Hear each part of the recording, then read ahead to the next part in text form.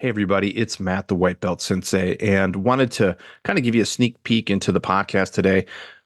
Derek Herman stopped by the dojo last week, and we got to talk about Derek's journey.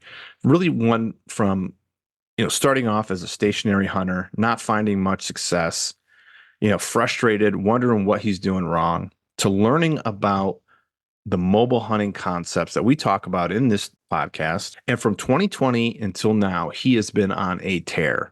And many years he's tagged out here in Michigan, and he hunts public and private, and he's gotten it done in both. So what Derek exemplifies for all of us is, one, it doesn't matter where you're at in your journey. You can grab onto this stuff and really change the trajectory of your career as a hunter.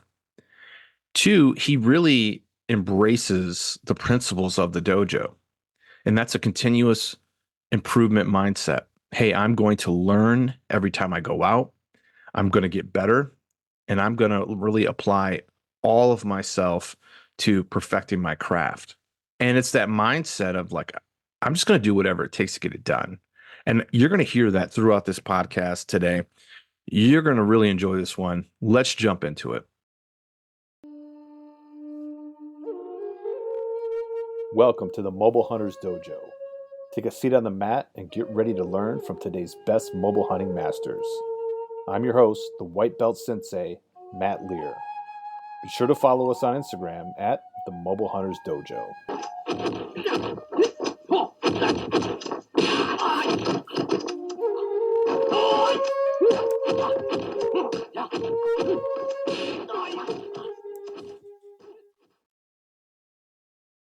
Welcome back to the dojo, everybody. Come on in and kick off your shoes and take a seat on the mat. Today, I have Derek Herman with us, and I met Derek last year at the Mobile Hunters Roadshow, I believe. In fact, you were like one of the first faces I seen as I walked up, and we were standing in a barn, like observing all these giant racks all around us, and then we actually sat next to each other at the roadshow, and then we followed each other, and I started following his stories, and you started laying down a couple good bucks, man. It was pretty fun to watch your story, and you get after it. So, Derek, welcome to the dojo, man. Hey, thanks for having me, Matt. I appreciate it. It's been a while. We've been trying to put this together for a while and finally made it happen. Yeah, Derek, you're like one of the first people that I reached out to when I decided to start the dojo. And then schedules and everything just kind of didn't work out for a little while, and now here we are. So I'm pumped to finally get you on, man. I am too. At first, when you asked, I was a little bit scared because, we've talked that I'm fairly new to mobile hunting. So you got a lot of guys out there, got a lot of great knowledge. And here I am kind of a beginner in this world. So I felt like a little overwhelming, but I feel good about, where I'm at in my hunting career, so to speak, at this point. Well, that's what makes you so good to have on the podcast, man, is because, I guess in the mobile game, you're kind of young in the mobile game, but you fully embraced it. And this is the point that I really want people to hear when they hear you talk, is that you fully embraced the mobile game, and then it opened up a whole new world relatively quickly for you. Yep. 100%. So, do you want to give a little background, a little bit about your hunting background and where you're at and all that good stuff? Yeah, we were talking on the phone the other day, and you're like, boy, I should have recorded this. I know. But growing up, I wasn't really introduced to bow hunting. Everybody I knew here in Southern Michigan was a gun hunter. My dad, my uncles, it was a big deal. We just got the guns ready, did a little shooting, went out opening day, maybe hunted a little bit. It really was more around opening day of hunting than anything. I didn't really get into bow hunting. I worked on a farm in high school, all through high school for the most part, just down the road from where I live. And the son of the farmer that I worked with and did all the chores with, he actually bought me a Golden Eagle bow. And it was the first bow I'd ever had. Didn't have any sights. We were instinctive shooting, just kind of messing around. We started going to a couple of 3D shoots that were local, nothing big, just kind of fun down by the river. And he finally decided, hey, you want to try to get into bow hunting a little bit. And so my first year, We made a couple stand. He made some stands out of some aluminum tubing, which was, looking back now, we were kind of mobile. Didn't realize it then, but it kind of what it was. And we hung a few stands. I think I wounded a doe my first year. We never found her. I was pretty disappointed. My second year, however, I was probably 17 or 18. And my first buck, I had went out, we were doing chores and he was going to hunt. He said, why don't you go out and hang a stand today over on, the other part of the farm? And so I literally went out at lunchtime, hung the stand, and I went back that evening. I wasn't sitting in that stand probably 5 minutes, and this little spike come through at 12 yards. I shoot him. He didn't run like 40. It's my first buck, my first bow deer that I ever took. And man, I couldn't have been more excited. Yeah. And later on that season, I end up, we were working and he said, hey, I can't make it out tonight. I know it's my turn, but go ahead and go. And I end up shooting a 7-point, come out of the woods, following a doe. And he ran out in the field not too far. He was 10 yards and he ran out in the field. And that was my second buck that I killed with a bow that year, my second year of bow hunting. And I was really turned on to that, but it wasn't long after that. I got another job where I was working full time, kind of put hunting in the background. Then I joined the military, was in the military for 8 years, got married, had kids, been through all the kids thing. And it wasn't and I went in the military in 93. So it wasn't really until 2001 when I moved back home to Michigan that I really got serious about bow hunting. And, there was a little property where a guy that we knew, he was living in South Carolina, but he just so happened to own 18 acres across the road from my parents. And so I hunted that for a better part of 10 years, from 2001 to I moved home in 2010. Backtrack, not 2001, 2010. I got out of the military in 2001. In 2010, I moved home to Michigan and I started bow hunting, and I took it kind of seriously. I started hunting that 18 acres. And from 2010 to about 2020, it wasn't until the 2019 season that I actually said I wasn't having any success killing bucks. I killed a lot of does, and that was all I really knew. My family, my mom, that's all she wanted us to kill with does. She just put meat in the freezer. Don't kill the bucks, just kill the does. So that's kind of what I knew. But in 2019, I started getting into YouTube. My kids were really into, social media. Instagram came along, Snapchat, TikTok, all kinds of things were starting to pop up. And it just kind of opened a new world to me on what was out there. So I started watching a lot of YouTube videos and seeing people that were having a lot of success. And it wasn't really until 2019 season that I started questioning, what are they doing that I'm not doing? What am I doing wrong? What am I doing wrong out here? Because, I did kill a buck, and I'll backtrack a little. In 2017, I had the biggest buck I ever seen on that property that I was hunting, and I shot him on opening day of gun season. We never found the buck, and I almost quit hunting because I was so devastated over that thing. I didn't do any scouting, or I didn't really do much scouting. I didn't hang any tree stands. I didn't do any preparation for 2018. It wasn't until a guy I was working with said, hey, man, do you know anybody that hunts? I have a crossbow. And I thought, well, I'm not really into crossbow, but he was selling it for like $75. I said, you know what? What the heck? So I bought the crossbow. I had no intentions of really hunting. I bought one tag. I didn't even buy the combo. And I said, I'm probably not going to kill a buck anyway. So I went out 2 days before the season. I still had my stands from the previous season because I was still devastated over the year before. I never took them down. I went out just to look at a couple, and my ladder stand that I had up on that property, the strap was broken. So I was, well, if I decide I'm going to hunt, I need to bring a strap with me. So I go out the very first day, October 1st, I decided to go out in the evening, and I ended up shooting my biggest buck that I ever took at 20 yards with a crossbow, out of that ladder stand that I brought me a new ratchet strap with. And that's my first shoulder mount, the only shoulder mount that I ever got done. And that really kind of got me into the 2019 season because I was tagged out that day. Yeah. So I didn't do any more hunting. I just hunted one day, and it kind of set the fire on me. It's like, maybe I could do this. I did, however, feel kind of cheated that I used the crossbow, and I end up selling it right away, never used it again, and went back to a bow. But it kind of kick-started my kind of dive into hunting because, like I told you on the phone, I didn't know anything about public land. Yeah. I didn't look at scrapes. I didn't look at rubs. I didn't care about the wind. I just set tree stands on the property that I thought, oh, this is a good spot. This is where I know deer are coming through. And I believe in 2019, I had 51 sits on that 18 acres. I mean, I was on that property and I never saw any bucks, not ever. Those I saw every day, but I hardly ever saw any bucks on that property. But, I probably blew them out every time we went in there. They knew that I was there. I was parking on the property, so they knew that when I pulled in. And I just started thinking, like I said, what am I doing wrong? And how can I be better at this thing?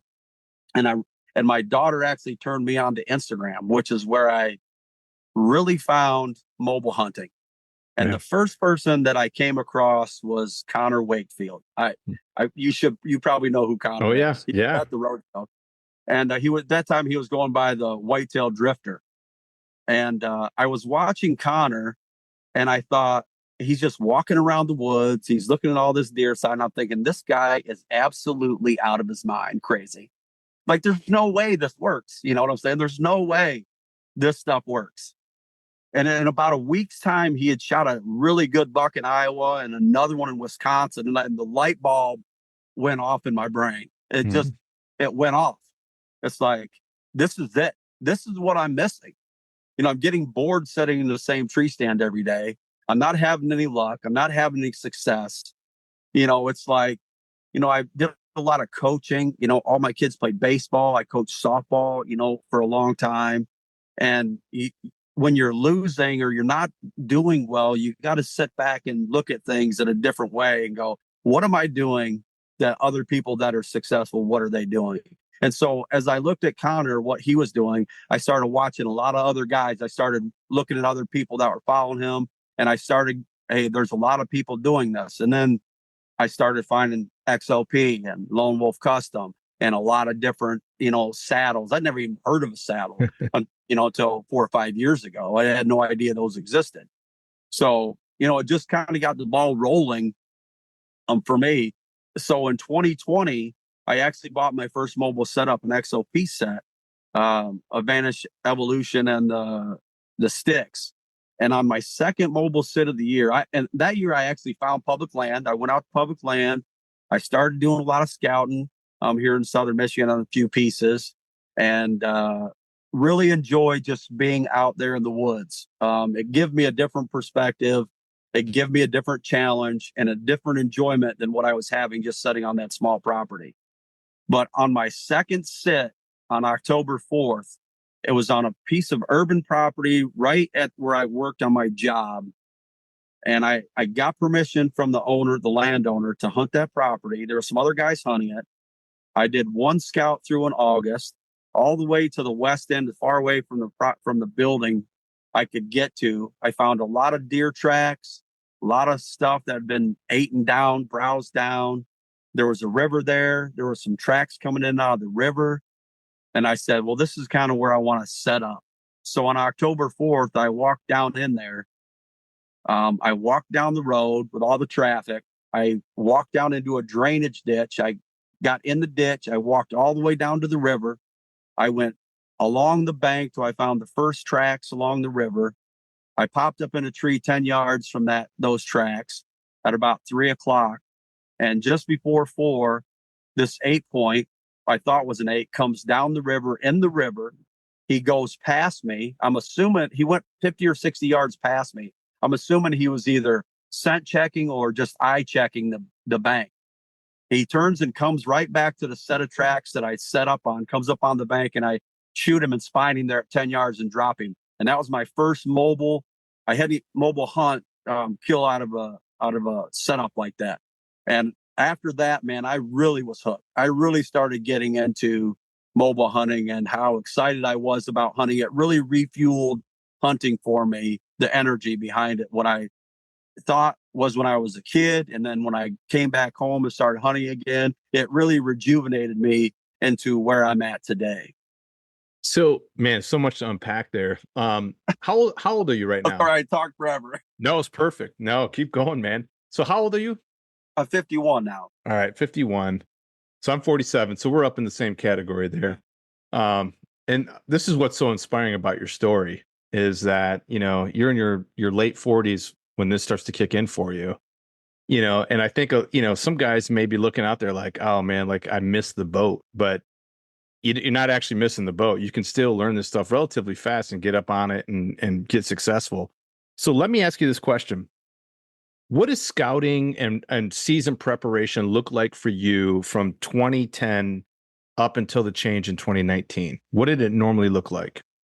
And 20, I used to just hang a few cameras on the property. That's all that I would do. And back when you could, we baited, and I used to have a stump there that I would put like minerals on or some type of lick, and I just would hang a camera there just to Hmm. see what was coming. And I saw some decent deer on the property, but only in the summer. And I would rarely see those deer even come back during the season. But Hmm. that was pretty much all that I really did. I just hung cameras. I didn't walk the property really. I tried to Hmm. stay out of it because everyone says, "Oh, well, you don't want to go in here. You hear you don't want to go in there. You're going to mess it up. You'll run the deer out. They won't come back." That's just what I knew. Yep. So, I didn't really pay attention to scrapes or rubs, or if I saw them, that was cool. But, now it's, I get like I'm already out there like a lot of guys that I walk public land. I'm just kind of looking over what I saw last fall and kind of go, and just rechecking that stuff. Um, I usually start hanging cameras around July. I do have some cameras I've already hung now, and in some really hard to get to places. Just to kind of, I've got a lease that I have now, and there's some really hard to get to spots that it's it's got like a wind tunnel on that thing that is just the wind is never right in there, so I don't really go down in there a whole lot because every time I do, I bump deer. So I just wanted to get some cameras in there. I've never had any, so I'm just kind of looking to see where the deer are moving in and out of a swamp and out of this big woods. But I typically now I'm out looking for old rubs, any kind of scrapes that I can find. I'm marking them on Onyx. I use that quite a bit, and when it gets closer to season time, I kind of go back and revisit those things to see if deer are actually still coming there. Because on the public land, I've noticed a lot of times that deer change from the few years I've been out. They might be using a scrape or some rub lines here, but next year it might not be there. Hmm. And or like on my lease, I pretty much see the same spots over and over every year. The rubs and scrapes from the same spots. So they probably change on, I'm assuming, on public because of pressure, or, maybe a deer gets taken out and that's the only deer that's using those rubs and scrapes. I don't really know that yet, but that's kind of what I'm doing. I'm just looking for that thing. I pay a lot more attention now to scrapes during the season than I ever did before. Yeah. Not so much rubs, but I definitely look at scrapes. And I try to get cameras hung on them to see what's there. But my biggest thing now is I just move. If Yeah. I'm hunting and I'm not seeing deer, I just move. I Yep. don't set in the same spot and wait for something to happen. I just try to go make something happen. And I'm at a point now where I feel like uh, going into the season 5 years ago, I was like terrified I wouldn't shoot something. Now I feel like it's just a matter of time because I feel like at some point I'm going to make the right move, you know, and it's a little more work, but at the same time, like I don't have to hunt as hard now. I just have to pick the right days, the better days, the right wind, be in the right place at the right time, and make the right move. And I feel like it's like I said, it's just a matter of time before I make something happen. So so we're going from a couple days of like being out in the woods scouting, trying to figure it out, like which meant like hanging a couple cameras and putting like a lick out. How many days are you thinking about this stuff or being out like all together? What does it look like now? I think about it every day. Yeah. There's not a day go by I don't think about it now because it's like the Pandora box is open. It's a world of possibilities. And but I probably spend I'm out at least a couple weekends a month, maybe a couple other days during the week when the weather starts getting nice in the summertime. I like to hike anyway, so I don't mind just going out, putting on miles, checking cameras, just kind of looking in other areas where I haven't been. And I don't know. I'm not. I don't do as much as a lot of guys do per se. I know I don't do as much as you do and some of the other guys that are out there. I probably spend, if I had to give a number, I probably spend maybe 30 to 45 days where I, 2 or 3 hours at a time spending out in the woods from May to September. Yeah. It's not a tremendous amount like some guys. I'm not putting in hundreds of miles. I might put in 50 miles. I'm probably not doing 100, maybe 50 miles. So That's fantastic, though. I mean, so I've mentioned this a couple times on other podcasts, but the reason why I started this one is because I was out and I was putting in 100 miles. Like when the idea for this podcast hit, I had put in at least 100 miles. And I was hearing other podcasts that were talking about really, they're going after Boone and Crockett up to 200-inch bucks, and they're putting in 300-400 miles. And I thought to myself, man, I can't, like, that was what I was hearing every day. And I was like, right. I can't keep up. And it almost deflated my tires. Like, I was just like, if that's what it is, and I knew how hard I was working, and I'm like, I can't keep up with these guys. Maybe I shouldn't even be doing this. And then I started to find success, and I realized that, yeah, maybe you need to do that in certain situations when you're going after that Boone and Crockett, when you're going after that 200, but you don't have to do that. For most of us, we're never going to reach that level of success or have consistency on that level, at least. And so there is this middle ground where you can actually have a life, work hard and scout hard and still kill great bucks. And that's what I've seen you do. So the fact that you can do it, in 50 miles just means you're a better hunter than me when I got to do it in 200, so Right. you're doing great, man. My biggest thing that I tell people now when I talk to them, my biggest buck I scored is like 126. In Michigan. That is fantastic. In Michigan. But personally, when I see people kill these big deer, I've put up a lot of cameras over the years, and I can honestly say, I don't believe I've ever even seen a 140 on camera. I don't believe I've ever seen a deer that big. If I had one come across the camera like that, I probably would dump everything that I'm doing and spend a lot of time trying to find that deer. But I haven't seen that, that deer that just makes your eye go like, oh my God, I can't believe what I'm seeing. But I know now when I talk to guys and they say, well, what are you doing? I said, if I'm going to spend any time in the woods, if I don't have any time whatsoever, I'm looking from about 28 October to about 10 November. If I don't have any other time, that is the time that you want to be in the woods. And that's something that I never paid attention to 5 years ago. That's something I never paid attention to. Now, like I said, going back to, I feel like it's just a matter of time, because if I hunt all October and I know where the deer are moving and I start picking up deer coming by a certain camera or cruising by, I know if I drop myself in that spot during those days and I set long enough, something's going to happen for me. Yeah. Now, you have a video out there, don't you? Like, you made one, I think it was from 2022. Did you kill a buck way in the back in 2022? And then that was my first public land buck. Yeah. Yeah, my first public land buck. It was 1.7 miles from the truck. I mean, I was that's where I'm going back in that place. I never see anyone back there.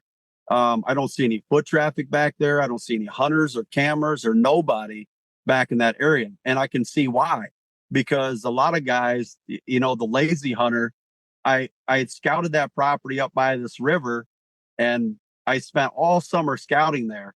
And when it came season time, the trucks, it was like a parking lot. And all of a sudden, every camera got people on it. And I was like, I might as well just forget it and just start over. I scrapped the entire summer scout on that property and just looked at the map and said, where's the parking lots? And let me get as far away from these people as I can. And then I thought, well, how am I going to get there? Well, I got a bicycle. Then I just threw it in the back of my vehicle, and I would bike a mile and walk about 3/4 of a mile back in there. And I was doing it. I hunt mornings mostly because I work second shift, and I love hunting mornings because you don't run into a lot of people, especially during the week. And I was way back in there, and I had I had found this rub line. I just kept following this trail, and it was rub after rub after rub. And at the end of this, it kind of opened up in this spot and there was a scrape. It wasn't a big one, but it was pretty fresh. And I said, well, I just hung a camera there and I backed out and I came back a few days later and hunted, saw a few deer. And I think it was the third time I sat down in there, November 7th, I believe is what it was. And this buck just came, a nice 8-point came through there and 22-yard shot, my first public land buck down. And I'm a 1.7 miles from the truck and going, how am I going to get this thing out of here? Yeah. Yeah. I didn't worry about it. I said, if I get lucky back in here and I get one, getting it out will be worth it for me. So, Yeah. I mean, that was probably the most rewarding hunt that I ever had. I ended up driving into the nearest town, getting a cart. And I went back in there and I drug the deer up out of a bottom, up a super steep hill, up to a trail, a horse trail. And I ended up using the cart to get back to where my bike was. And then it was a pretty good, easy trail getting back to the vehicle. But my dad had just had back surgery, so he couldn't help me. And my mom had walked way back in there, kind of met me, and she was trying to help. And I was in tears. I mean, I literally it was an epic journey for me. Yeah. To make that happen as a mobile hunter. On public land where everyone told me how difficult it is to kill deer on public land. He's probably about a 115. Not a giant deer, but man, Great super buck. proud of that buck. And I never would have ever dreamed 5 years ago that I would be doing the Connor Wakefield thing and stumbling on that scrape and just setting up like I see so many people do and make it happen. And I never had that buck on camera. The buck that I shot, I lie about that. I had that buck 1.3 miles to the north on another camera up near close to a parking lot going the opposite way from me during the summer in Velvet. And there was another buck that was almost identical twin to that buck that were together. But I never had him on that camera down in that spot, down in that bottom. It was kind of down between two ridges and a low spot. And the wind happened to change that morning, and I was hoping it would. And he just came, just read the script like everybody said. It just showed up. But getting him out, man, my mom met me. I was in tears, and she was trying to help. And I said, this is my journey. This is what I dreamed of, when I came back in here, getting this deer out. And it was just, man, it really was an epic season. I only hunted a few more times after that, because it was so satisfying that was good enough for me.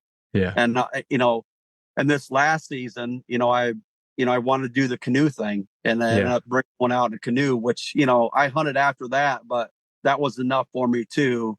I'd set out and set the goal, and this is what I envisioned the season looking like.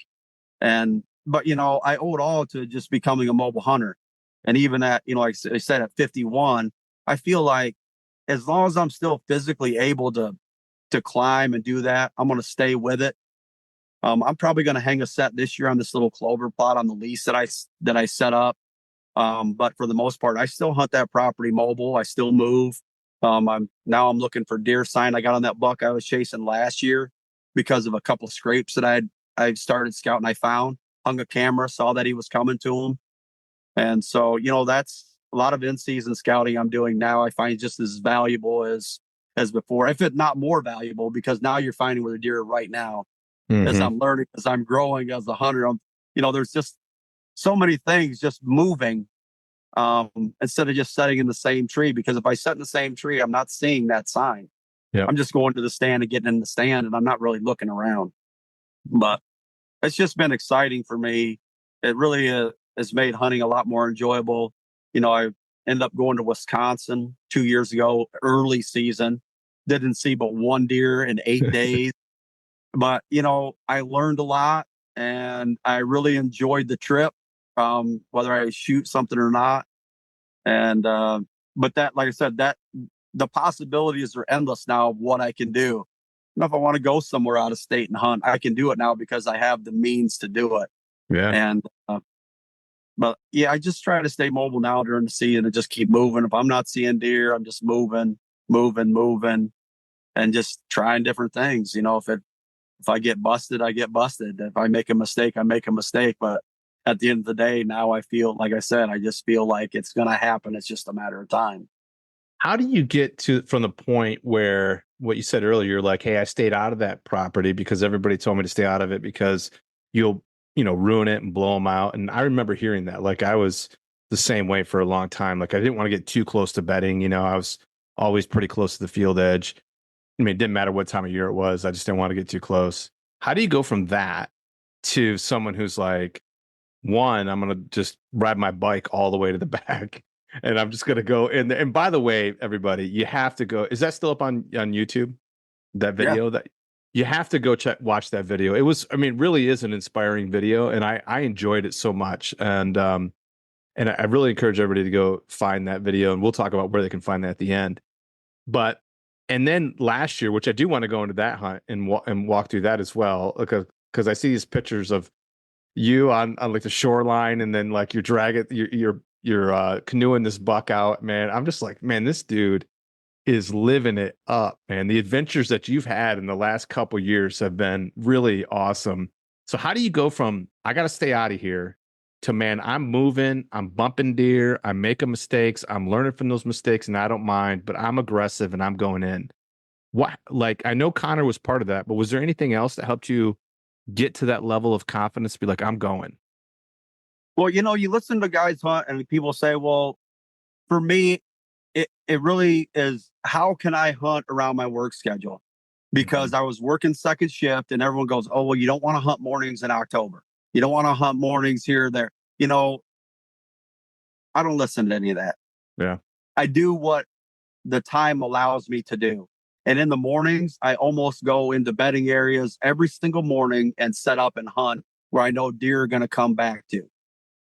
But I had on that little property that last year that I hunted in 2020, the first year I went mobile, I did end up shooting a nice buck off that property, and that I called the coughing buck, because I had 3 encounters with that deer out of 3 different stands moving. And on the third time, I ended up shooting that deer. But I went right into the area in the morning where all these deer were bedding, where I had stayed out of forever. I never went in there. And I knew deer were bedding there. All the does were going there. I know all the cameras that I had back there. Bucks were cruising in the morning, but they never were coming out onto the side where I was hunting at. And that really changed my mindset when I went mobile and said, you know what? I'm just going to go in there in the morning. I'm going to set up and I'm going to see what happens. Well, I didn't have a lot of success in the morning. So then I said, I'm going to go in there at night. I know it's a bedding area. I'm going to walk down the road. I'm going to come in from the back side of that thing. I'm going to get in there right on the edge of the super thick bedding, and I'm going to set up. And so I got in there and I set up and I sat in that tree, and it was about an hour before dark. I heard this buck cough. And I had heard him another time cough in the same area. And that's why I set up where I sat up. I had another ladder stand that I had, and I was sitting in that tree. And a few evenings before, I heard that buck cough in the same area and get up. And that time I actually saw some does running. I just assumed it was does, but I thought maybe there's something else in there. So I went on the opposite side, set up a little closer, and I heard that buck cough and get up again.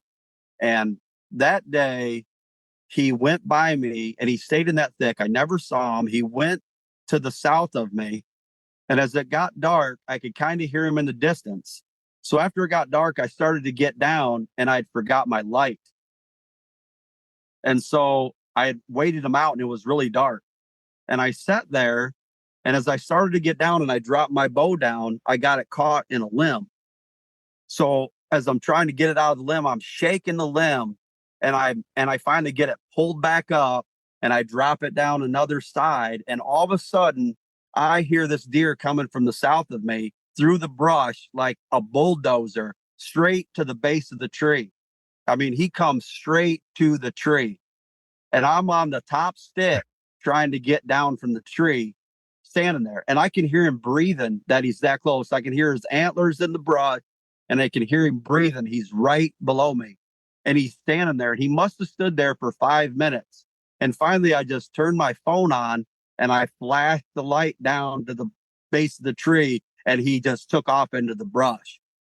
And it was about a week later, I shot that buck on another stand where I'd sat somewhere else, where I'd had a couple does that kept coming through, and he came with those does, and I shot him coming. But he coughed that morning as well, and I knew I was onto the same deer because every time that deer got up, he coughed. But that changed my mind as far as the bedding, how I hunted bedding, that it's possible I go in the morning and the bucks are already there. The good ones, the older ones, they might be there, and maybe I bump them out, but maybe they're not. Maybe they're dragging their feet and they come back late and I get an opportunity. But I might get eyes on something in there that allow me to make a move somewhere else on a different day. And so that's kind of my mindset now, is like, it's almost like playing chess, where if I can get eyes on something now, I feel like I'm in the game. But it just going from not wanting to go in there to being super aggressive and going in there now, it's a hell of a lot more fun and a Oh lot more yeah. enjoyable. And I'm having a lot more success doing it. And sometimes I do the things that people say, you can't do that, or you can't kill bucks in October. 2 years ago, I shot probably my best buck. It is my best buck on October 14th in the morning, setting up on the edge of the swamp, on the edge of the bedding, and got lucky that day too. But I mean, I just am a lot more aggressive, a lot more willing to take risks. If I blow it, I blow it. There'll be more opportunities, because chances are these bucks are going to keep after the does, and eventually they're going to make the mistake. Man, that is so good. It really is. So I wrote down trial and error. You're like, you know what? I'm not just going to listen to I'm going to go try it out and see, Yep. and I'm going to learn from it, and I'm going to adjust from it. I think it's that continuous mindset that I talk about a lot here on the dojo, is that I think the difference between a successful hunter and a not successful hunter is a successful hunter decides that I'm going to continuously improve. I'm going to learn from what is going on. Didn't see nothing today. Why? Oh, bump that deer. Why? Like, and they're testing out different theories and just challenging even the norm of what we hear. And I think Yep. that's what makes a successful hunter. If you can learn from your mistakes and your trial and error, then you're going to succeed, just like you've been doing. So Yeah, all through the coaching, our biggest thing, everyone talks about winning and losing. Well, the big thing, back when I was coaching, was winning. It's winning and learning. yeah, When you lose, you learn a lot. So when you make the mistakes out there, now when I make a mistake, you kind of push it to see, what can I get away with? That's kind of my mindset now. What can I actually get away with? Where can I set up? If I know there's a buck coming by the camera, where can I set up and get away with it?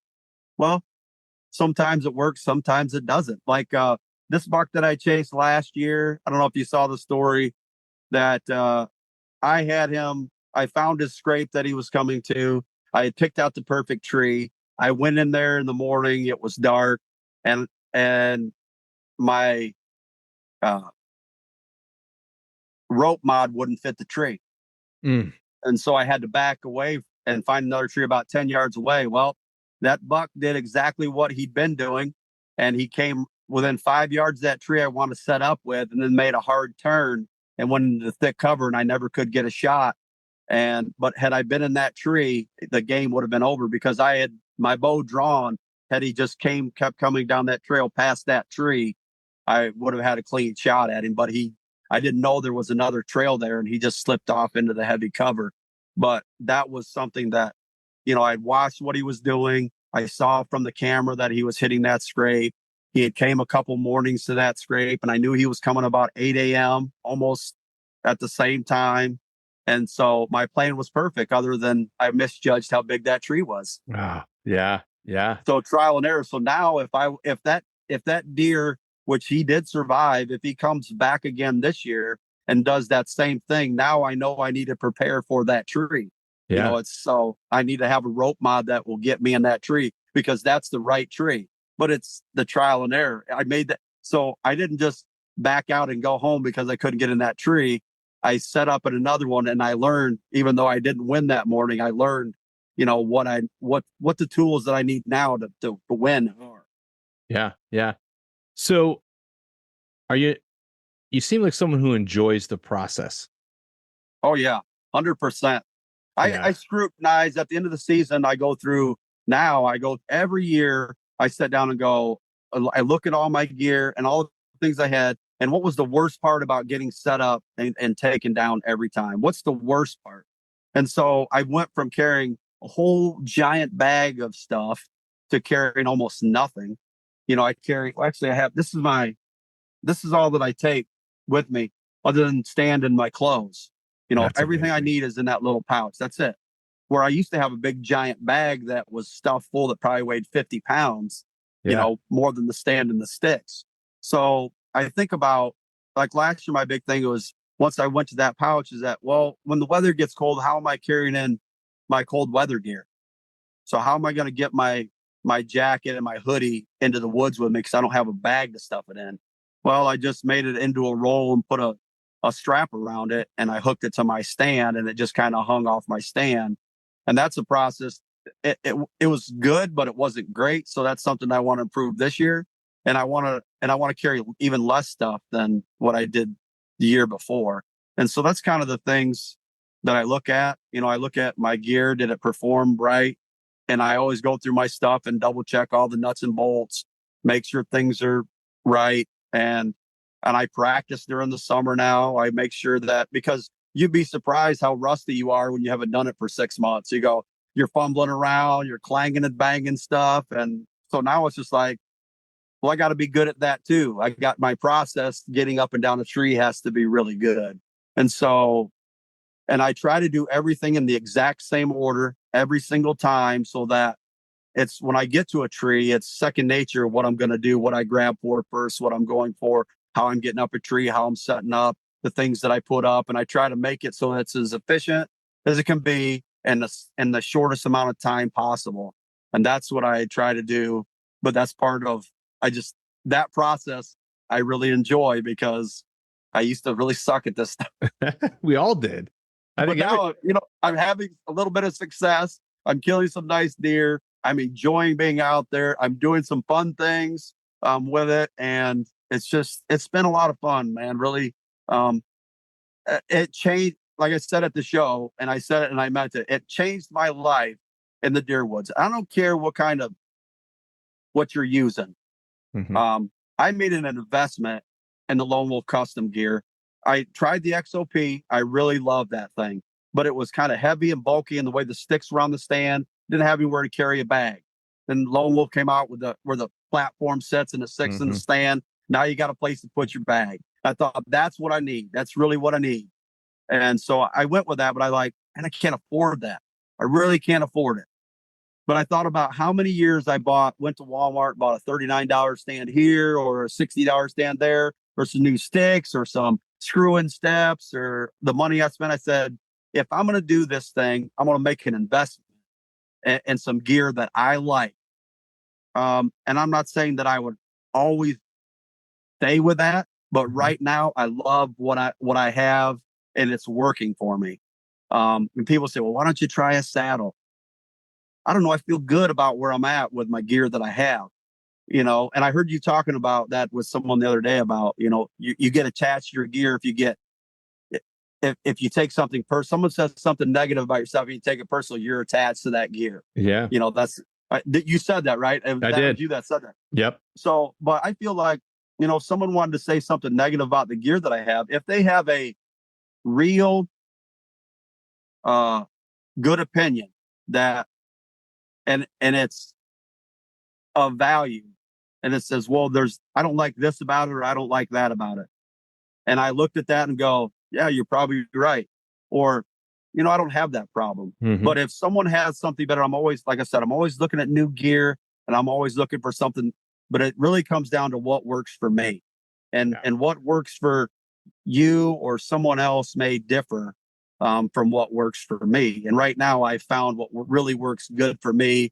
I love the Lone Wolf Custom. I made an investment in that. I bought the camera arm, the sticks. I'm like $1,200 deep into that stuff. Mhm. But like I said, it was an investment. And now I've had it this will be year 4 that I've had that gear. So, but I feel like it's paid for itself Yeah. and the success that I've had out there now. Yeah, I would agree. I hunted out of a saddle for like 18 years. And I mean, I think in the background here, you can still see, I still use a saddle, Yep. but I have the point 0.5 right next to it. And last year I shifted to the point 0.5, and it just made more sense for me now. And can't tell you why. But it does. And I use the point 0.5 90% of the time. There were a couple instances where I was going to a spot where I knew the saddle was going to be beneficiary for that area. And I brought the saddle and I used it. So now I'm not attached. My name used to be, my sign-on name on Instagram was the Great White Saddle Hunter, and now Yep. it's the Great White Mobile Hunter, because that's really what I'm trying to get after, is being mobile. So if I use a saddle, if I use a tree stand, if I hunt on the ground, it's all about just accomplishing the goal. I don't Right. need to have my identity tied to the tools I use. My identity is a killer, like that's what I want my identity to be, not what I use. And so I'm with you. I think it's worthy though of getting good gear that's going to help you accomplish your goal. Yep. And it's good to assess if the gear still fits you. And like me, like I changed a little bit. But that's awesome, man. That is so cool. So I was going to ask you what you were using. I had thought you went to the Lone Wolf custom gear route. And I did too. I mean, I really like the XOP. That was a great starter kit for me. I mean, Mm-hmm. I had that thing. I probably practiced 3-4 days a week for a month and a half before the season started, because I'd never had anything like that, and I loved it. Other than I always was carrying my bag in the front and everything and that was on the back of me. It was really awkward trying to get into some places, especially when it was thick cover or tight cover. It was hard to get in and out of. If I was going a pretty good distance, it still was a little bit heavy. I'm not always in the greatest shape. I try to get into a little bit of shape during the summertime before season, but I'm at a point now where, it's like going into football season in high school. You eventually get in shape. Yeah. Yeah. You eventually get into shape. If I put on enough miles and hunt enough, I'm going to start getting in better shape. I usually lose quite a bit of weight during the hunting season because, I get a lot more active. And yeah, I mean, just the whole thing. I look at everything from, my gear. I put everything in the vehicle. I put it all away the same in my bag every single time. I see so many people. I forgot my release in the truck, or I forgot this at home, or man, when I put stuff when the season gets here, I don't take it out for any reason unless I'm washing clothes or something happened. I need to take it out, look at it, or fix it.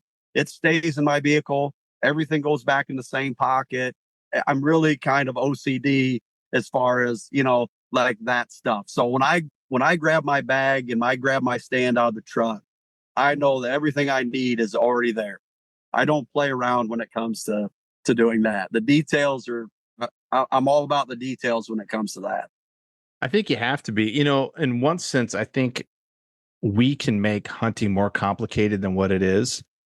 Like when we're talking about, and maybe it just is depending on what level you're trying to. I think if you're trying to be on that like Boone and Crockett level, then you probably have to obsess about all the other deer details out in the woods. But I think to find a good level of success, you can find it just doing the basics, right? Following the rub lines, paying attention to scrapes, being downwind of bedding from, October 28th till November 15, you're going to get a shot at a good buck. We don't have to get too complicated with the tactics, but I think you do need to really, that the devil is in the details, like you were saying. Everybody I talk to that kills bucks on a regular basis puts their gear in their car the exact same way in the exact same spot every time. The pockets of whatever they're using, a pack or backpack or whatever, those pockets always have the same thing in those pockets. Yep. Every time. They take things out of their bag the same way every time. It's a routine, Yep. and that is where I do think you have to actually have your crap together. Yeah. And if you don't, then you're fumbling around. It's the fumbling around. It's the I can't find my release, or I hit the stand and I make a noise because I haven't practiced going up and down the tree. I think people focus too much on all this other high level information about Boone and Crockett bucks, and they haven't gotten their gear situation down. They haven't been walking up and trying their stuff. It's funny that guys want to go out and learn all that other information, yet haven't practiced getting up inside their tree stand until October 1st. Right, And right. knowing that you do that already, and just the success that you have. So I've wrote down, so far I've heard you kill a buck in 2020 using the mobile hunting techniques. Yep. 2022 you've killed one. 2023 you killed one. Did you kill one in 2021? I sure did. 2021. Yeah. Jeez, so Pete, man. So every year since you went mobile, you've killed a buck. Yep. The first 2 years I tagged out, I killed 2 bucks both years. In 2020, 2021, I tagged out, and I'd never done that before. I hadn't killed a buck from 2010. 2018 was the first buck that I took off that property. I did kill another one in a small 100-inch off that property in 2019, but I killed 118-incher off it in 2020. Being mobile, I killed the one on the urban property in 2021 or 2020, and then in 2021 was the first year that I went to the lease. I actually just started sending out postcards to landowners.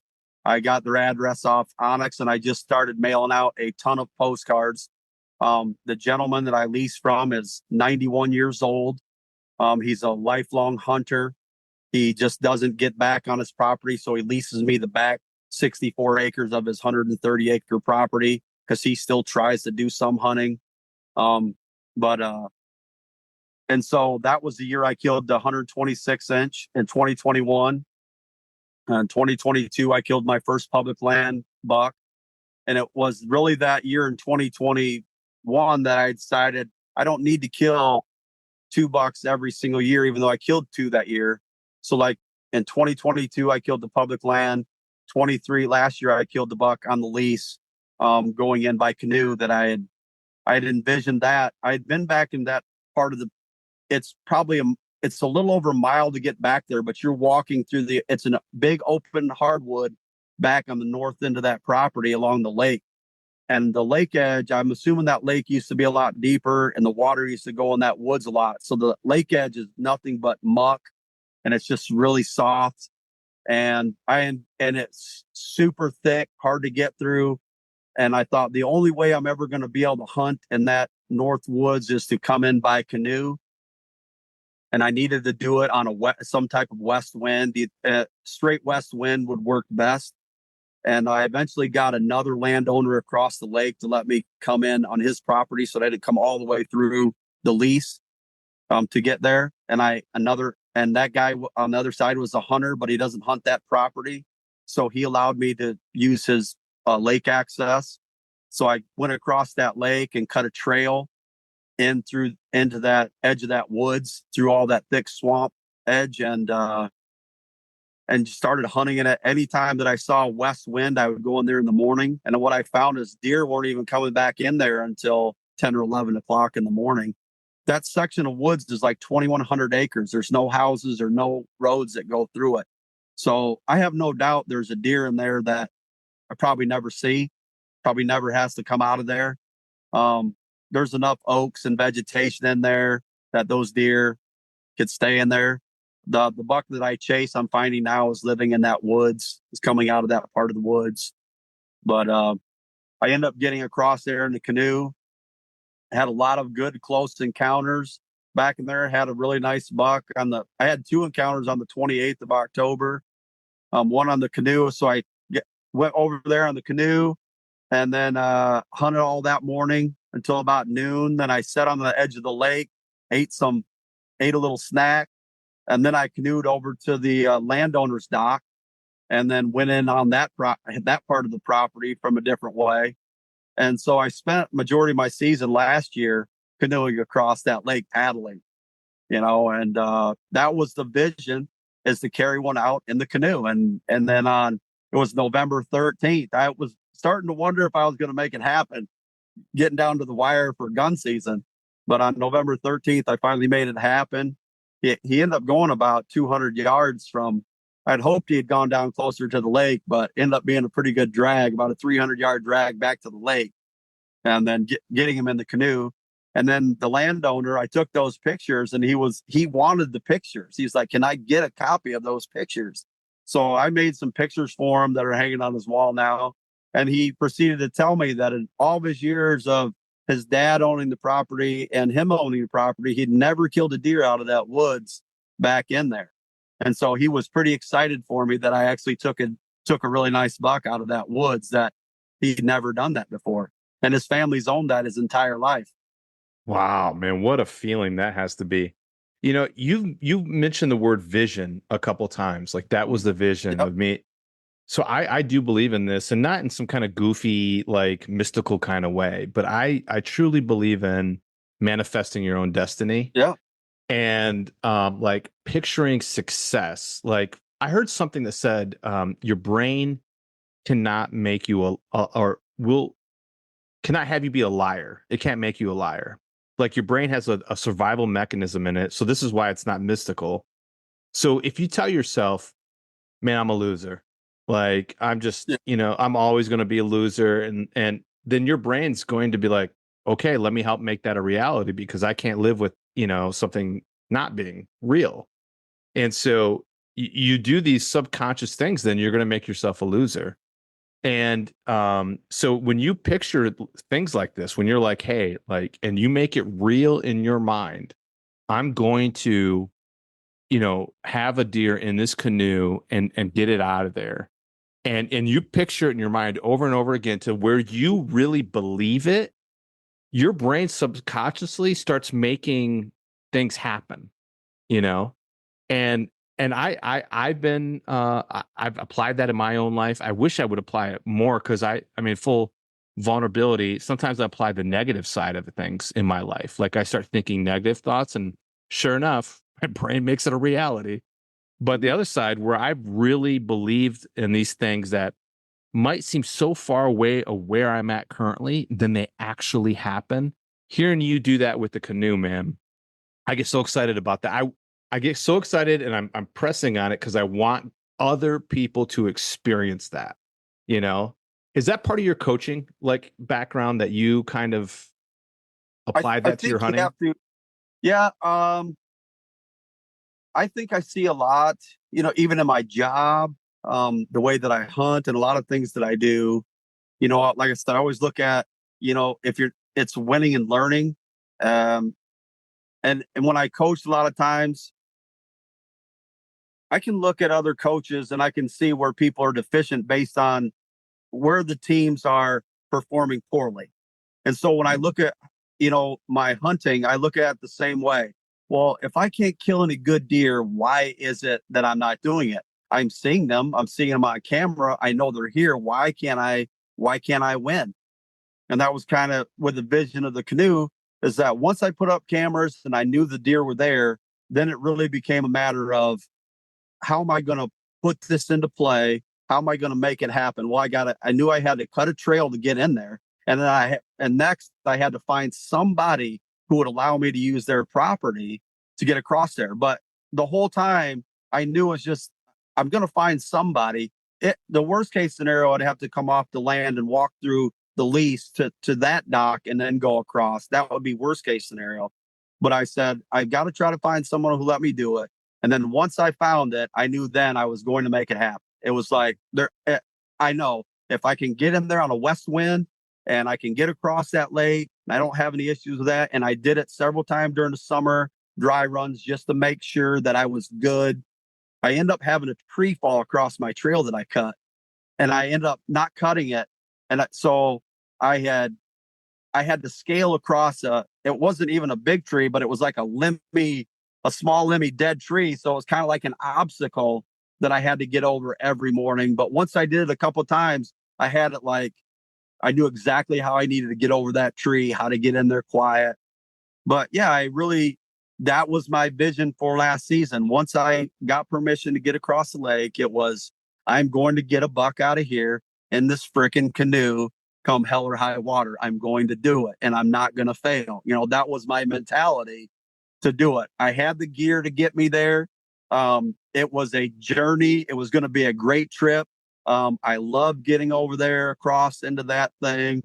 And when I made it all happen, it wasn't near as great as the public land, but it was pretty damn satisfying. Yeah. Oh yeah, man. That is so awesome.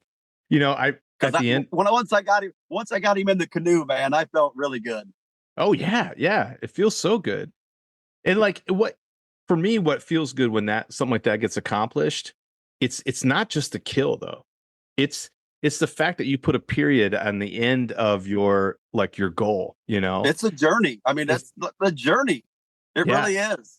I started saying at the end of the podcast now, embrace the journey. Because you're right. It is the journey. That's what matters. It really does, man.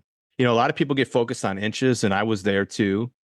But you find out it's not inches. It's the actual journey that makes the hunt, that gives you satisfaction, that gives you joy. And if you were just to walk out and kill a big buck, that might feel okay one time. But I would much rather embrace the journey, enjoy the journey, and kill a smaller buck that has like this journey behind it, than just walking out and getting lucky and killing a big buck. I'd rather just have the journey. That is so cool, man. Yep, it's been a good ride. The first 4 years have been really good, and I've said, like just said a little while ago, it changed my life out there. It changed my outlook. It changed, the joy that I get out of hunting. Yep. Sometimes now I'm trying to go. I don't want to say I'm going bigger, but I'm looking for the challenge every year. Yeah. What's the big challenge this year? Because the biking and the 1.7 mile buck on the public land, that was a journey in itself. I mean, that for me was an incredible season. Last year with the canoe was incredible. And, how do you top that? But, it's like, now I'm at a point where I've killed some pretty good deer, and I'm looking to shoot bigger deer, obviously, like everybody else. Yeah. And I don't get tied up in what other people are shooting. I don't care what other people shoot. Because every property is different. Every property hunts different, and the opportunity on each property is different from the other. Like I said earlier, I don't believe I've ever even seen a 140-inch deer on cameras, and I've hung a lot of cameras over the last 5 years. And so if one were on the property, man, I would be all in for that deer. But just the deer that I'm shooting now, I wouldn't have imagined 5 years ago that I'm shooting those deer. Yeah. And I'm pretty excited about what I'm doing. I feel like I've grown a ton. I've learned a lot by watching other hunters, listening to them talk, and like in sport, I try to take little bits and pieces of what everybody else is doing that fit me. If it works for me and it helps me be successful, I'll use it. But there's a lot of stuff out there you just kind of wade through the garbage. Well, that won't work for me because I'm not in that kind of environment.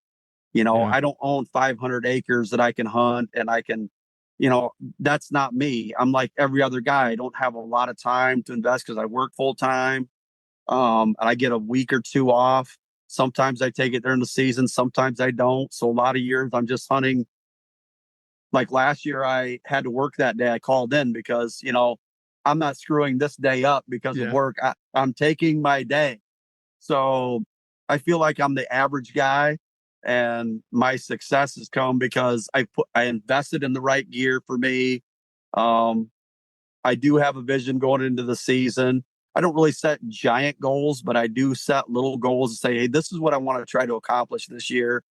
And I practice, and I just go out there and have a good time. But like I said, I know at some point, eventually I'm going to make the right move and it's going to happen.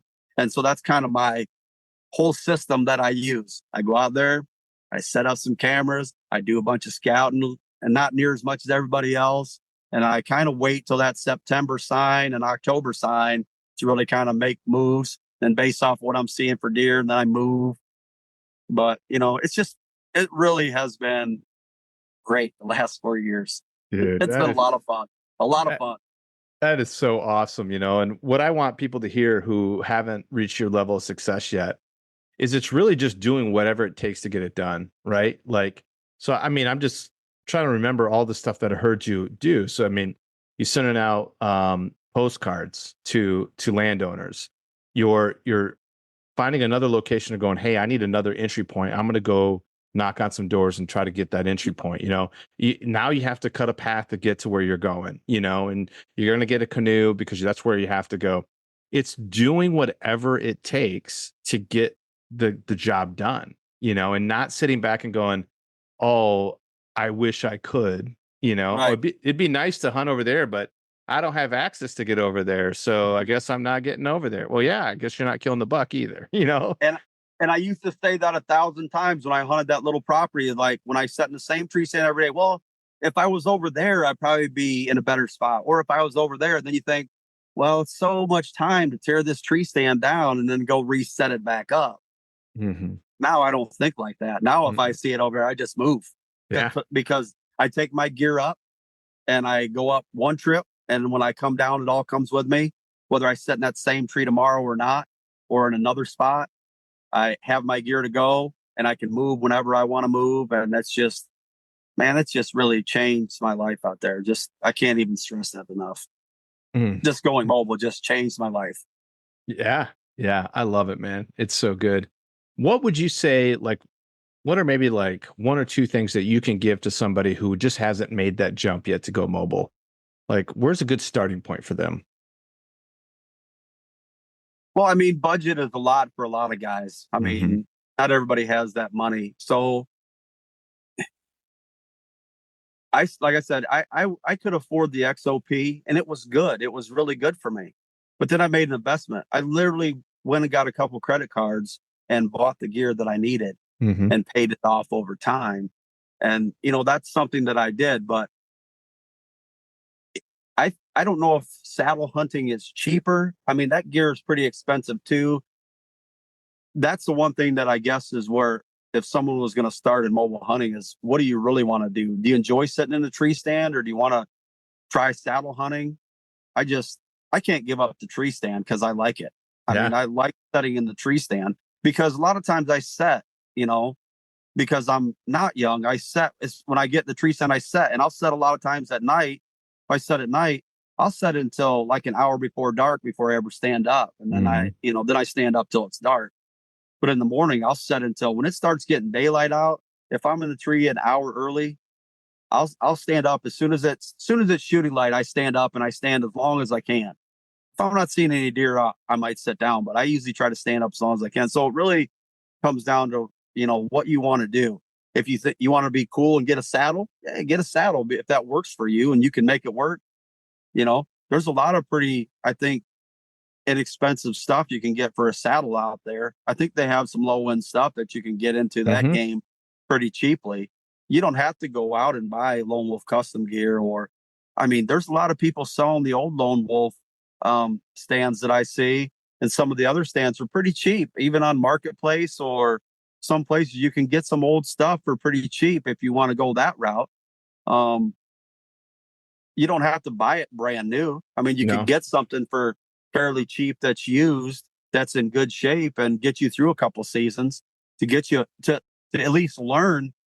And then you find out what works for you, what you want, and then save up your dollars to get what you want to get into. But that's for me, that's kind of what I did. Is I bought cheap and then didn't spend a season figuring out all the bugs and what I liked and what I disliked, and looking at everything else that was out there and going, this is what I want to get.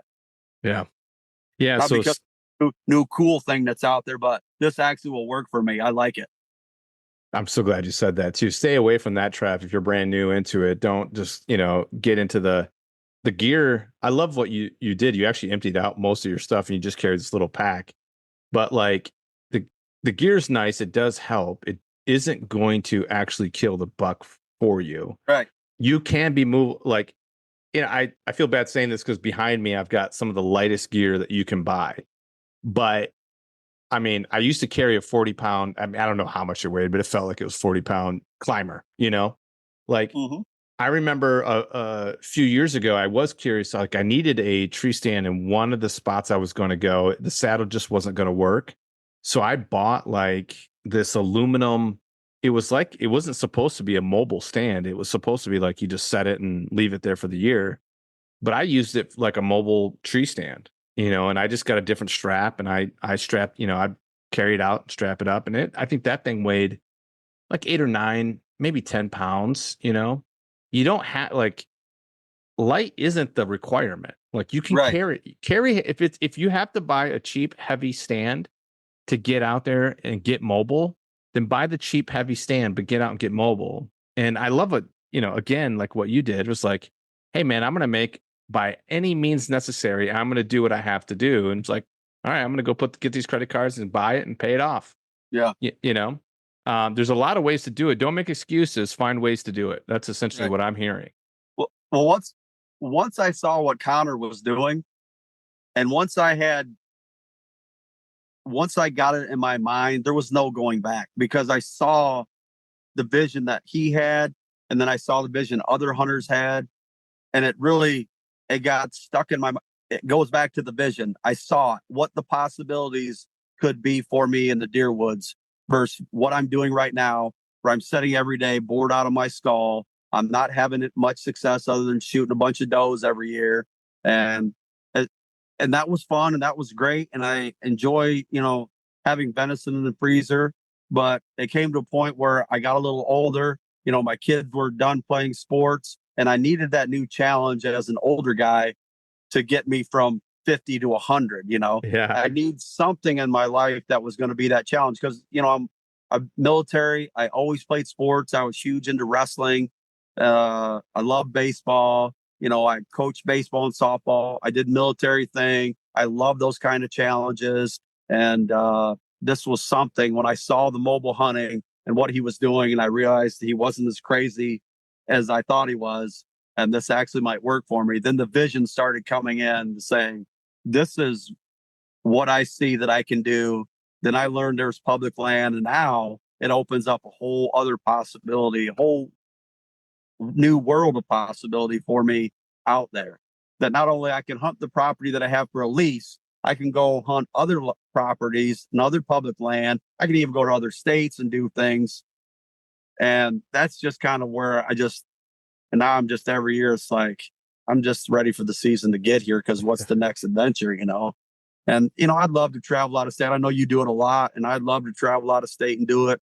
Just doesn't really fit in with the work schedule a lot. I've been wanting to go to Kentucky early season for a few years, but since I got mobile and just give that a shot, maybe shoot a velvet buck down there, that would be pretty cool. I did get a Kansas tag 2 years ago, and I ended up having a blown head gasket on my vehicle and ended up not going. So that kind of shot going out there, and I had somebody else who had scouted some property that I had looked at where I'd drawn a tag. And so I didn't end up going, but that would have been my second. I think that was in 2021. I think I drew a tag in 2021, and I haven't applied since then. But I never would have thought of doing anything like that until I got into mobile hunting. Not any. I just knew people went out west and hunted and did that kind of stuff, and just wasn't what I ever dreamed I could do. But now, if I got some time, my kids are older. They don't require attention because they take care of themselves. And, I hunt when I want to. And if I want to go on a trip, if I've got a long weekend or I got some time to go, I can go. And it's just being mobile gives me that opportunity. And, like I said, it just changed my whole thought process on hunting. It just changed everything. And so if people are stuck in that rut and, well, I don't know if I can do that. Anybody can do it. Anybody. You just practice a little bit. You can do it. Yeah. Oh yeah. You're going to make mistakes. So what? But I get so much more enjoyment out of what I'm doing now versus what I used to do. And that's really the big thing, is because now I know every year it's going to be something different. Yeah. It's a matter of time, but it's going to be something different. Oh yeah, man. It's so cool. So you keep saying like, look at Connor acting all crazy out there. And now people are looking at you like, look at this guy. He's driving a bike way in the back. He's got a canoe. Yeah. He's cutting trails. Like, now you're the crazy man. Yeah. Oh, that's awesome, dude. That's so cool. People had said when I was telling them how far I was going, like, that is insane. And you're on a bike? in the dark, yeah, Yeah. getting out of Whatever the it truck and takes. riding a mile on the bike, because I was walking it when I first started, and I'm like, man, it's taking me like 45 minutes to an hour to get back in there. I'm like, I got to cut some of this time down somehow, some way. And I said, well, maybe I can ride a bike, and it worked. Just a regular pedal bike. Not an e-bike or anything. I just got on a pedal bike, and here I go. Man, so cool. Whatever it took, whatever it took. I love that. And I think somewhere that in the title of this podcast, it's going to be, whatever it takes. Somewhere in there, I'll get that in there. Oh man, that's so cool hearing your story, hearing about your success. Is there anything that you wanted to cover that I didn't let you cover yet? No, I think I try not to get into a lot of politics. Yeah. I feel like, my journey and my story is about me, and to each his own. I know you had some pretty good success last year, and I mean, that's a hell of a buck that you shot. I mean, congrats on that. I didn't tell you that up front, but Thanks, man. to anybody who gets on one like that and can take one down, that's crazy, because like I said, I never seen one that big, not even on camera, not in person, not on camera. So just finding one and having that success, but my brother, when I say that, I don't care what everybody else is doing, to each his own. Whatever you want to shoot, I'm happy for. No, I do have a feeling like Michigan probably needs to do something different, like some of these other states. But that's the trophy hunter that's kind of in me, that's grown in me, that feels that way. There's a lot of guys out there that just don't have that time. I had a guy at work that told me he goes out opening day of gun season and he shoots a buck every year, whichever one's the first one that steps out. And that's really his season. That's what he does. That's his hunting season. My brother killed a buck this year, this little scrubby 8-point. It's the first buck that he killed, what do you say, since 2011. He works on the road where he's gone like 9 months out of the year. And it's the first buck that he killed. Man, I was super excited for him. Yeah. My dad shot this little 6-point this year. And in all my years, I've never known my dad to shoot a buck, not ever. He swears that he has, but I've never seen it. And my mom doesn't say that he has. And I was tickled to death that he shot that. I bought a really nice ground blind that I was going to use in a couple spots. And I ended up just giving it to him to use. And he set it up. He loved it. And he shot this little 6-point. And when he sent me the picture, I was just going crazy, because that's not my dad. My dad is the meat hunter, literally the definition of a meat hunter. He said, well, that little buck just wouldn't go away. And so I just shot him. I couldn't have been more happy for him. But, that's each hunter has a different story, has a different opportunity. Maybe they don't have much opportunity. So, I'm all for people shooting them. But I'm at a point now where I do want to shoot bigger bucks. And I did have some people last year on some film that I knew personally that were like, I can't believe you let that deer go. You're right. I wouldn't have 5 years ago. That deer would have been toast, Yeah. But I've just grown where now it's like, yeah, I want a bigger challenge. I want to be challenged more out there. I feel like I'm pretty good at doing what I'm doing right now, but I'd like a different challenge. And so if that means shooting a bigger buck, then that's what I want to do. If I find one that's there's that buck that I saw on public land last year. I saw him one time on foot. I had him in a 50-acre spot on 5 different cameras. And I don't believe he's living in that 50 acres, but he's a double beam buck, and he's not real heavy, but he had a pretty good frame. And I did see him on November 11th. I did get eyes on him in that box with a doe. And I've already got a camera up in an area that I had him many times last year. If that buck returns and he's significantly bigger, that might be a deer that I just go all in and try to make that one happen. Any other year, I probably don't do that. But if that buck comes back with a double beam and he's bigger this year, I'm probably going all in, because that's in an area where I know there's not many hunters. Yep. I know he's there. I have him in daylight and dark, all through the summer and into early season. And so if he returns, I feel like I could, now that I know the 50 acres that he frequents, I feel like I can start putting together the pieces of where he's actually coming from. Just start concentrating some cameras and doing a little more scouting. I feel like I can get on that deer. Um, Hmm. I wouldn't have thought that 5 years ago, but now I Yeah. feel like that could be the challenge this year. If he shows up, then I'll probably leave the lease. Yep. I mean, I'll have it, but I'll probably go out, and that's going to be probably some bicycling and a lot of walking to get back into that area. But that's, I just feel like now I want a bigger challenge each year, and I'd like to shoot some bigger bucks. If I can get on some bigger bucks, obviously I'd be thrilled to get one. But if I'm shooting 125, something that's around the Pope and Young range, I'm Y- doing really well for myself. Yeah, you I'm doing are. well for myself. Yeah, you're doing fantastic, man. That's Michigan. That is amazing, buck. I mean, that is you can only kill the biggest buck that's there. And I love that you just, again, just the continuous growth mindset and the confidence that I hear coming from you. Ryan Glitzky always says confidence kills. And I think that confidence comes from the mindset of doing whatever it takes to get it done. Yeah. And then you find that success, and then you build that confidence, and then you kill more and you build more confidence. And it's just, it just keeps building upon itself, Yeah. and that's what I hear. Your journey over the last 4 or 5 years has just been building upon itself Yep. over and over again.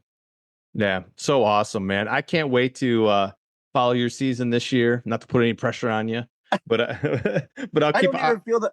2 years ago, I felt a lot of pressure. Last year, I didn't feel any pressure, and this year, I feel like, man, I'm having a good time, man. I'm really having a good time because I feel that, like you said, the confidence. I know it's going to happen. It's Yeah, just a matter of time. I love it. That's the way that I feel. And 5 years ago, it was like I prayed every day that something might walk by my tree stand, and nothing ever did. So Yeah, now just mentally, I'm in a good place hunting. Um, and I'm trying to do bigger and better things. Sometimes it may work out, it may not. Maybe I'll shoot another 120-inch buck this year. But at the end of the day, wherever it is, whatever happens, however I get there, it's going to be a journey to get there. And when it's over, it feels really rewarding, no matter how big the antlers are on the deer, because you put a lot of time and effort into it.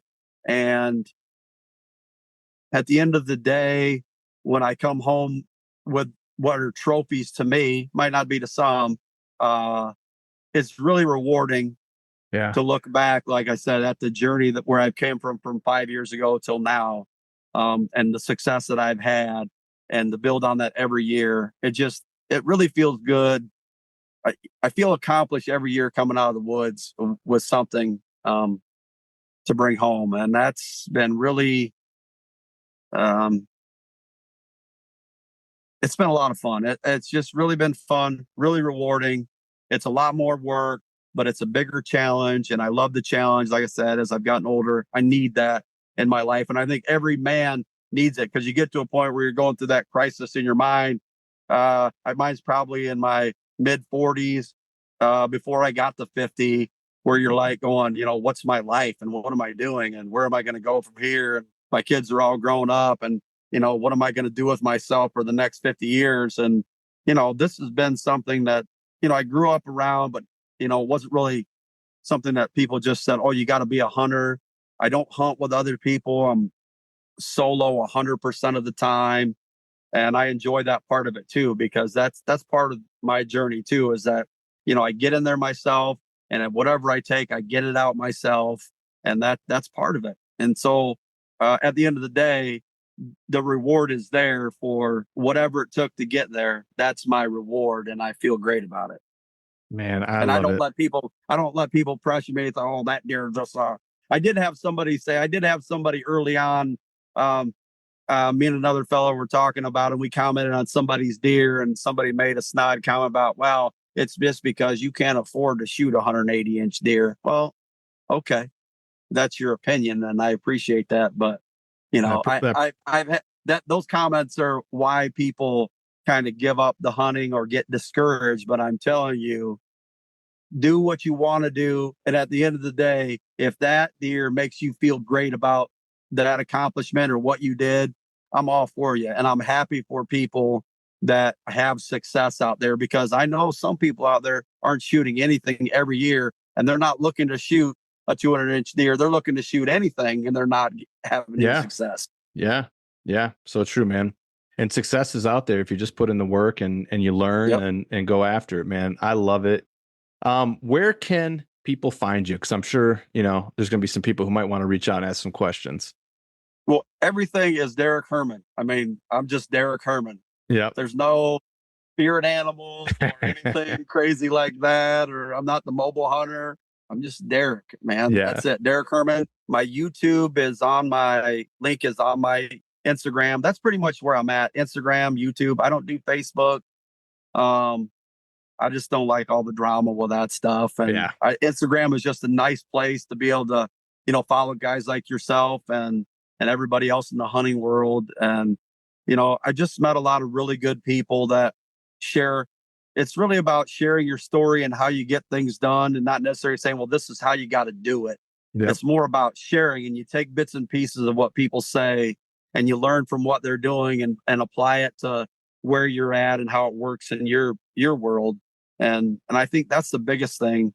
And that goes back to sports and everything else that I've ever done, and athletics. It's, not everything works for every person. Every individual athlete is different than the next. And so coaching them, you have to coach each person different. They have different personalities. And the hunter is the same way. All of us have a different personality. Some of us have the mindset, I'm not shooting something if it isn't 180. Okay, that's you. That's your athleticism. You can do that. You have whatever you have going for you, that's working. I don't see that where I'm at right now. I just can't find those caliber of deer. Maybe they're there. Maybe I just can't find them. Maybe they're right under my nose.